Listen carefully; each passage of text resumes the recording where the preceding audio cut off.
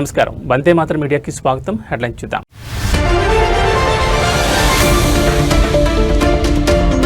AP దేశానికి గేట్వేలా మారుతోంది. వైజాగ్లో సిఐఐ భాగస్వామి సదస్సులో చంద్రబాబు కీలక వ్యాఖ్యలు.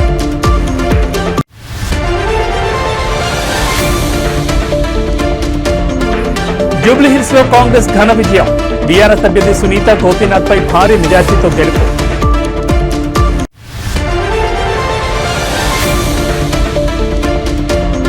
విశాఖలో ఘనంగా ప్రారంభమైన సిఐఐ భాగస్వామి సదస్సు.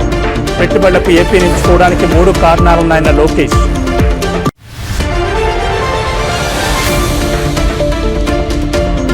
నవీన్ యాదవ్ గెలుపుపై మాకంటి సునీత సంచలన కామెంట్స్. ఆడబిడ్డపై కుట్రలు చేశారని ఆరోపణ. ఇక డీటెయిల్స్ చూస్తే ఉత్కంఠ రేపిన జూబ్లీహిల్స్ ఉప ఎన్నికలో కాంగ్రెస్ పార్టీ ఘన విజయాన్ని అందుకుంది. సమీప ప్రత్యర్థి బీఆర్ఎస్ పార్టీకి చెందిన మాగంటి సునీత గోపీనాథ్ పై భారీ మెజార్టీతో గెలుపొందారు కాంగ్రెస్ అభ్యర్థి నవీన్ యాదవ్. దాదాపు 25,000 ఓట్ల మెజార్టీతో విజయం సాధించారు నవీన్ యాదవ్. అయితే ఉప ఎన్నికకు సంబంధించిన కౌంటింగ్ ప్రారంభమైనప్పటి నుంచి ఆధిక్యంలోనూ కొనసాగారు నవీన్ యాదవ్. పోస్ట్ బ్యాలెట్లు మొదలుకొని ప్రతి రౌండ్లోనూ ఆధిక్యాన్ని ప్రదర్శిస్తూ తన మెజార్టీని పెంచుకుంటూ ముందుకు సాగారు. ఈ ఎన్నికల్లో బీజేపీ అభ్యర్థి లంకల్ దీపక్ రెడ్డికి డిపాజిట్ కూడా దక్కలేదు.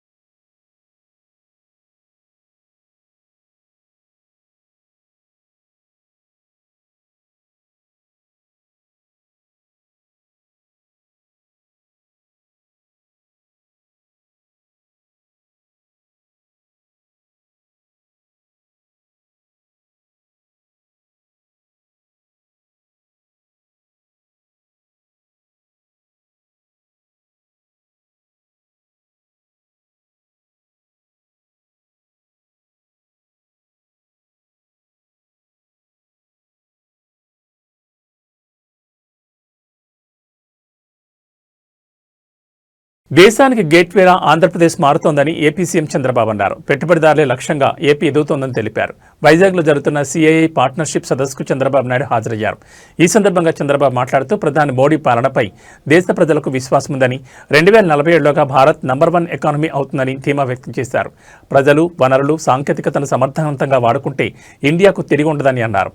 ఇప్పుడు ప్రపంచ దేశాలని భారత్ వైపే చూసే పరిస్థితి వచ్చిందని తెలిపారు. పేదరికం, అసమానతలు రూపుమాపేందుకు అనేక చర్యలు తీసుకుంటున్నామని పేర్కొన్నారు. గ్రీన్ ఎనర్జీ వినియోగం, స్వచ్ఛాంధ్ర దిశగా వేగంగా అడుగులు వేస్తున్నామని చంద్రబాబు తెలిపారు. ఎక్కడికి వెళ్లినా ఐటీలో మనవాళ్లే ముందుంటున్నారని పేర్కొన్నారు.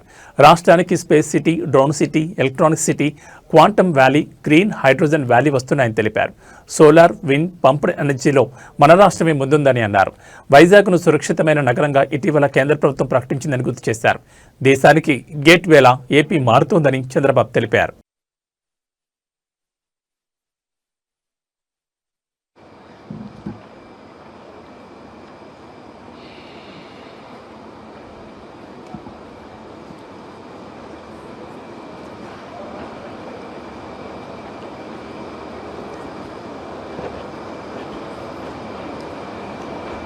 Honorable President of India,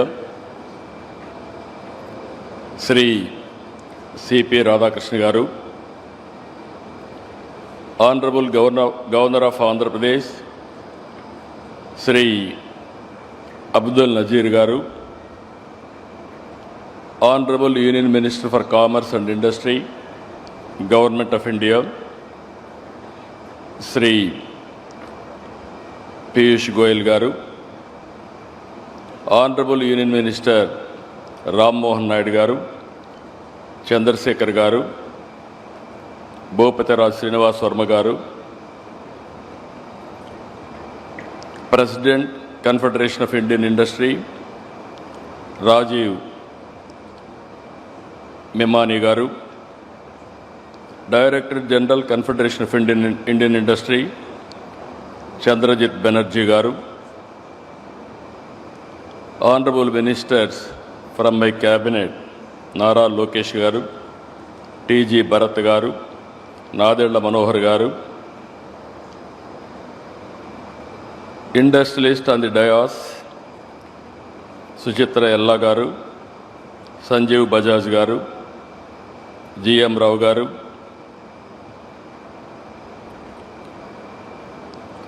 Siddharth Kalyan Garu, Karan Adani Garu, Sudarshan Venu Garu, Yusuf Ali Garu, Kamineni Shobana Garu, Chief Secretary Vijayanand Garu, His Excellencies from different countries, and also today it is very ఆడబిడ్డపై కుట్రలు చేశారని రౌడీజంతో Congress party అభ్యర్థి Naveen Yadav గెలిచారని BRS party అభ్యర్థి మాగంటి సునీత సంచలన ఆరోపణలు చేశారు. ఇవాళ ఆమె counting అనంతరం మీడియాతో మాట్లాడుతూ ప్రజలను భయపెట్టి ఓట్లు వేయించుకున్నారని ఆరోపించారు. పెద్ద ఎత్తున అధికార పార్టీ రిగ్గింగ్కు పాల్పడిందని, రౌడీజం చేసి గెలిచిందని కామెంట్ చేశారు. దీనిని కూడా గెలుపు అంటారని తాను అనుకోవడం లేదన్నారు. తన భర్త గోపీనాథ్ ఉన్నప్పుడు ఇప్పుడు మాట్లాడుతున్న వాళ్ళ ఆటలు సాగలేదని అన్నారు. కాంగ్రెస్ గెలుపు కాదని, నైతికంగా తాను గెలిచానని తెలిపారు. జూబ్లీహిల్స్ ఉప ఎన్నిక నిర్వహణలో ఎలక్షన్ కమిషన్ అటర్ ఫ్లాప్ అయిందని మాగంటి సునీత సంచలన స్టేట్మెంట్ ఇచ్చారు. ఒక కార్యకర్తకి అండగా ఉండాలి కదా, మరి అందరి కార్యకర్తలకి భయపెట్టిన వాళ్ళ దగ్గరికి వెళ్ళి ధైర్యం చెప్పి అండగా నిలబడి కార్యకర్తల కోసం మాట్లాడిన దాన్ని కూడా తప్పుగా తీసుకున్నారు. దాన్ని కూడా భూతద్దంలో చూపించారు. ఒక మహిళని ఇలా చేయడం ఫస్ట్ టైం మీరే చూస్తున్నారుగా. ఒక మహిళ మీద ఇలా చేయటం, దీన్ని గెలుపనరు.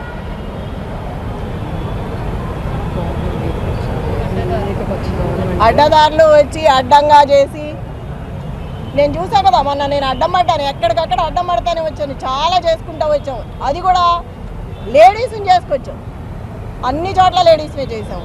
అంత ధైర్యంగా నిలబడి షేక్పేట లలిత గారు, యూసఫ్ కూడా బోర్బండ మొత్తం నేను. ఏపీ అభివృద్ధి గురించి మాత్రమే కాదు, యావత్ భారతదేశం అభివృద్ధి గురించి సీఎం చంద్రబాబు ఆలోచిస్తారని కేంద్ర వాణిజ్య మంత్రిత్వ శాఖ పీయూష్ గోయల్ అన్నారు.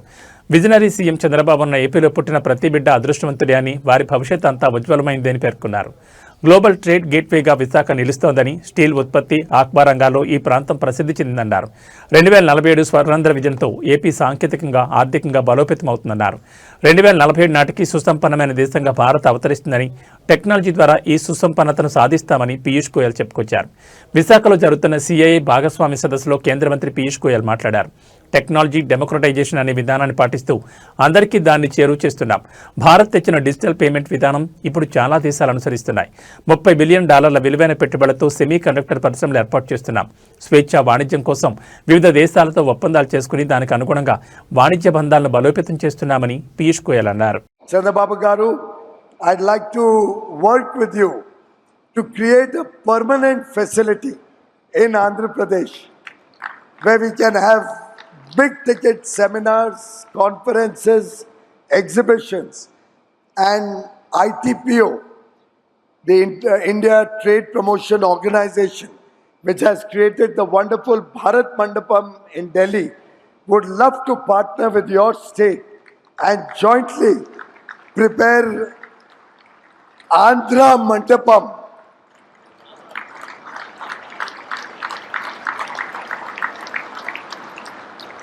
so that in the years to come, our partnership summit will not be under a marquee or a tent or temporary facilities, but will be at a world-class convention center, befitting your leadership and the talent and the wonders that Andhra Pradesh offers to the world. Inspired by Chanakya's Arthashastra, I present 3 pillars that define Bharat's approach to navigating the new geo-economic order. 1. Prosperity through technology. India's technology story is one of democratization and trade. It talks of scale and speed. It focuses on talent and skill. To our international partners, India offers not just a market, but partnership for shared prosperity and mutual growth.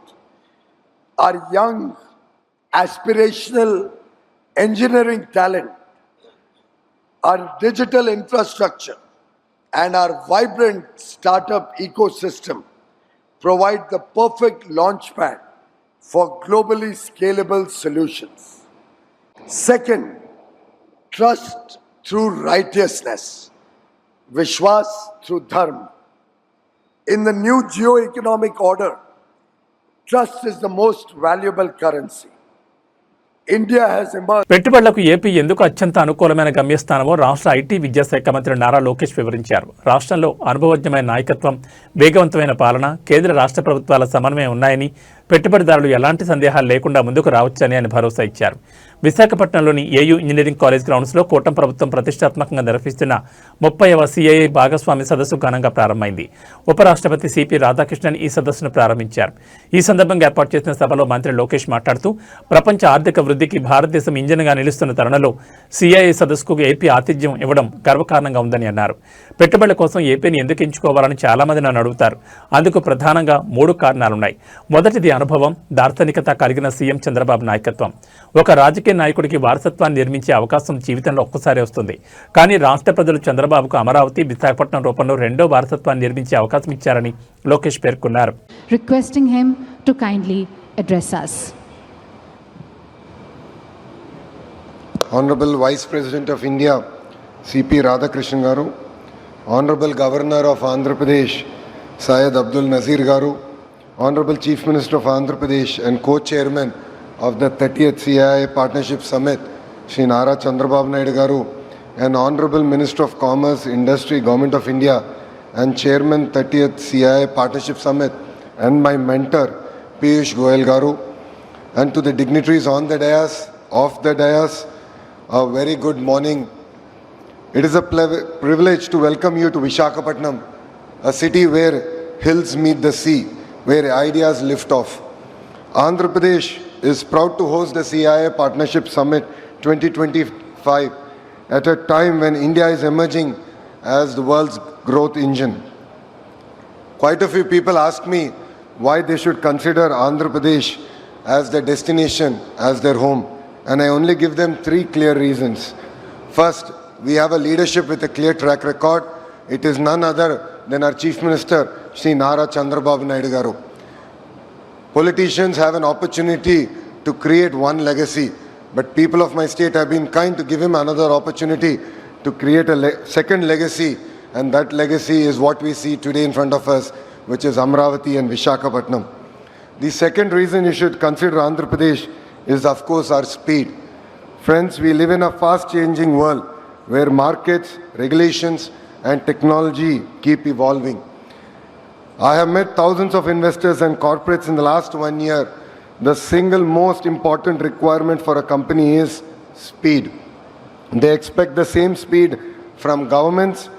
This speed needs to be a mission. We need to grant land, permits, approvals, incentives with a speed that the project can take off and serve the markets. And to all the industrialists who are here in the audience, we will beat your company's speed. Congress పార్టీలో జోష్ నెలకొనగా ఫలితాలపై రాష్ట్ర మంత్రి పొన్నం ప్రభాకర్ స్పందించారు. ప్రజలు తమ ప్రభుత్వానికి అండగా నిలుస్తున్నారని, ఈ తీర్పుతో మరింత బాధ్యతగా పనిచేస్తామని ఆయన అన్నారు. మీడియాతో మాట్లాడిన పొన్నం ప్రభాకర్ జూబ్లీహిల్స్ గెలుపును తాము ముందే ఊహించామని చెప్పారు. మెజార్టీ విషయంలో కాస్త అటు ఇటుగా ఉన్నప్పటికీ ప్రజలు మరోసారి తమ వైపే ఉన్నారనే విషయం స్పష్టమైందని అన్నారు. ప్రజాస్వామ్యంలో ఎంతో పకడ్బందీగా ఎన్నికలు జరుగుతున్నాయి. ముఖ్యంగా హైదరాబాద్లో రిగ్గింగ్ అనే పరిస్థితి ఉండదు. ప్రతిపక్షాలు చేస్తున్న ఆరోపణలు కేవలం దుష్ప్రచారం మాత్రమే అని ఆయన కొట్టిపారేశారు. పోలింగ్ ముగిసే సమయంలో బీఆర్ఎస్, బీజేపీ శ్రేణులు తమ పార్టీ కార్యాలయం మీదకు దాడికొచ్చాయని కూడా ఆయన ఆరోపించారు. ఆర్థిక ఇబ్బందులు ఉన్నప్పటికీ తమ ప్రభుత్వం అందిస్తున్న సంక్షేమ పథకాలే ఈ ఆధిక్యానికి కారణమని పొన్నం ప్రభాకర్ వివరించారు. సన్న బియ్యం, కొత్త రేషన్ కార్డుల పంపిణీ, 200 యూనిట్ల వరకు ఉచిత విద్యుత్, మహిళలకు వడ్డీ లేని రుణాలు, ఆర్టీసీ బస్సుల్లో మహిళలకు ఉచిత ప్రయాణం, ఇందిరమ్మ ఇళ్లు, ఉద్యోగ నియామకాలు వంటి కార్యక్రమాలకు ప్రజల నుంచి విశేష స్పందన లభిస్తోందన్నారు.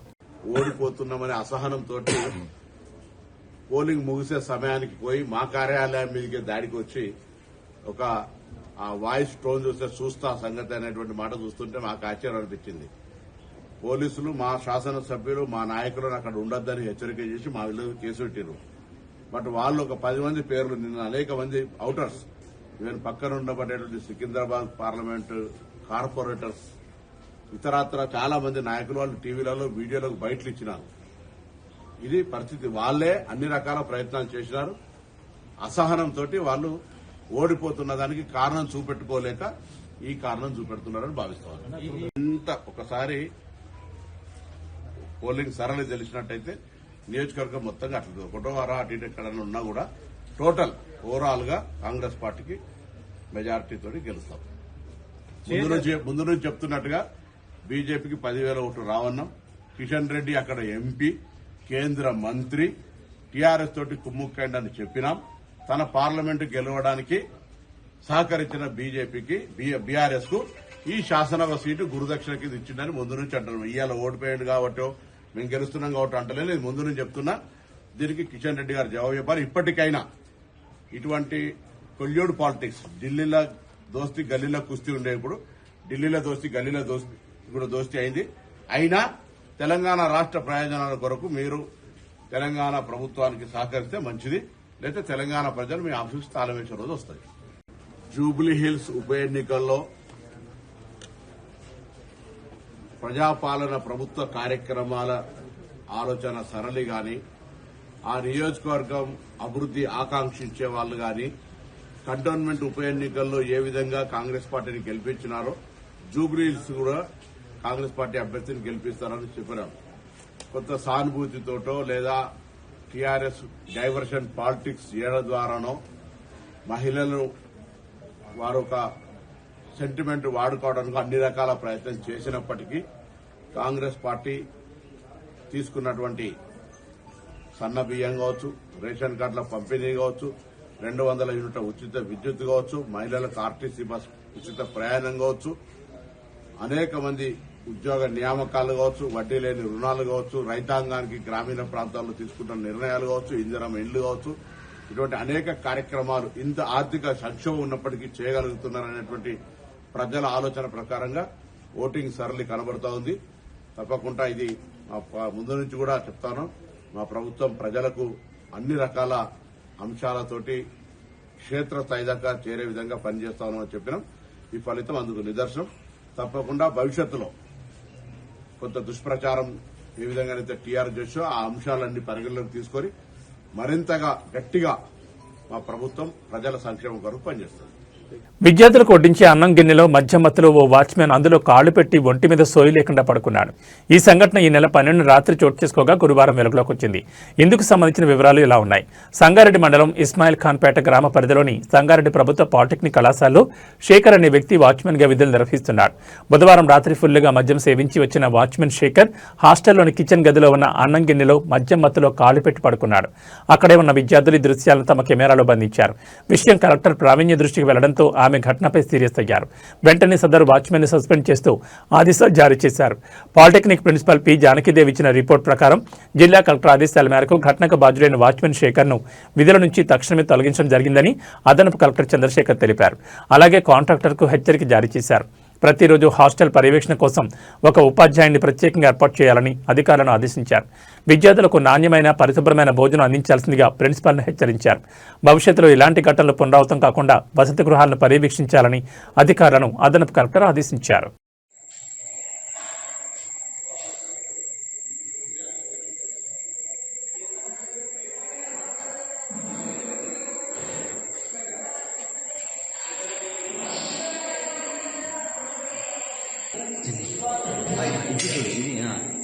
మంచిది.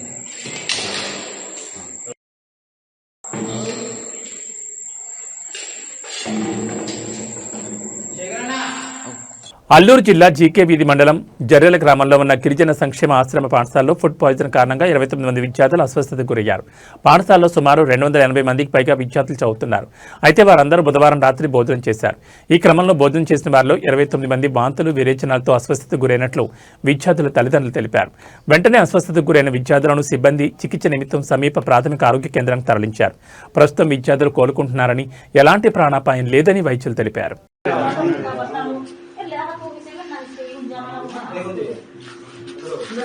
ఏం పేరు?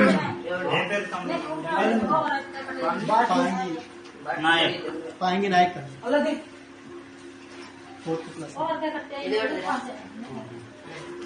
మీ డాడీ పేరు ఏం పేరు?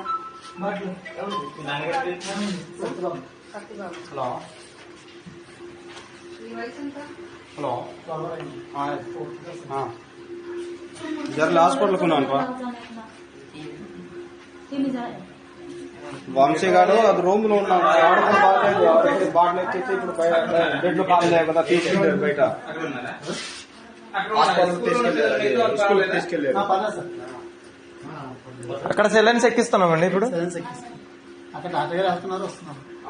బెడ్ లో కాలు లేక స్కూల్ తీసుకెళ్లారు. ఇప్పటికే దేశ రాజధాని ఢిల్లీలో జరిగిన బాంబు బ్లాస్ట్ కలకలం సృష్టించిన విషయం తెలిసిందే. తాజాగా మరో బిగ్ అలర్ట్ వచ్చింది. ఒకేసారి 2 విమానాలకు బాంబు బెదిరింపు మెయిల్ రావడంతో ఎయిర్పోర్ట్ సిబ్బంది అప్రమత్తమైంది. అబుదాబి నుంచి శంషాబాద్ ఎయిర్పోర్ట్ వస్తున్న ఇండిగో విమానం, లండన్ నుంచి శంషాబాద్ ఎయిర్పోర్ట్కు వస్తున్న బ్రిటిష్ ఎయిర్లైన్స్ విమానాలకు బాంబు బెదిరింపు మెయిల్స్ వచ్చాయి. బాంబు బెదిరింపు మెయిల్స్ రావడంతో ఇండిగో విమానాన్ని ముంబైకి దారి మళ్లించారు అధికారులు. లండన్ నుంచి వస్తున్న బ్రిటిష్ ఎయిర్లైన్స్ విమానాన్ని సమయానికన్నా ముందుగానే అత్యవసర ల్యాండింగ్ చేశారు. శంషాబాద్ ఎయిర్పోర్ట్లో అత్యవసర ల్యాండింగ్ అయిన బ్రిటిష్ ఎయిర్లైన్స్ విమానంలో నుంచి ప్రయాణికులను త్వరగా దింపేశారు. విమానాన్ని శంషాబాద్ ఎయిర్పోర్ట్లోని ఐసోలేషన్ సెంటర్కు తరలించి బాంబ్ స్క్వాడ్, డాగ్ స్క్వాడ్లతో తనిఖీలు నిర్వహిస్తున్నాయి సిఐఎస్ఎఫ్ బలగాలు. దేశ రాజధాని ఢిల్లీలో బాంబు పేలుడు అనంతరం శంషాబాద్ ఎయిర్పోర్ట్లో తనిఖీలు ముమ్మరం చేశారు. తరచుగా బాంబు బెదిరింపు కాల్స్ రావడంతో మరింత తనిఖీలు చేపడుతున్నారు.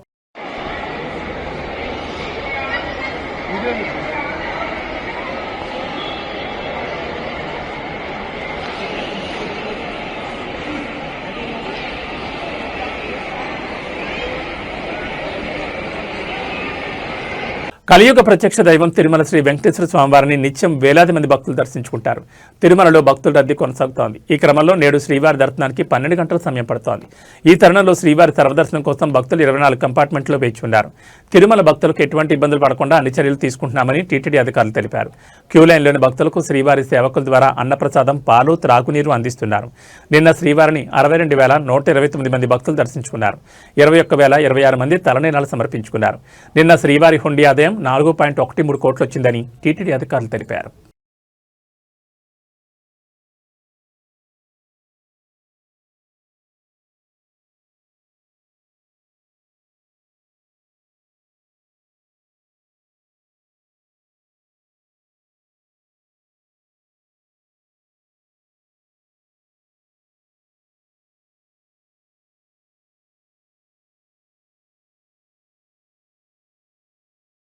ఇవి బులెటిన్ విశేషాలు. మరో బులెటిన్లో మళ్ళీ కలుసుకుందాం. నమస్కారం.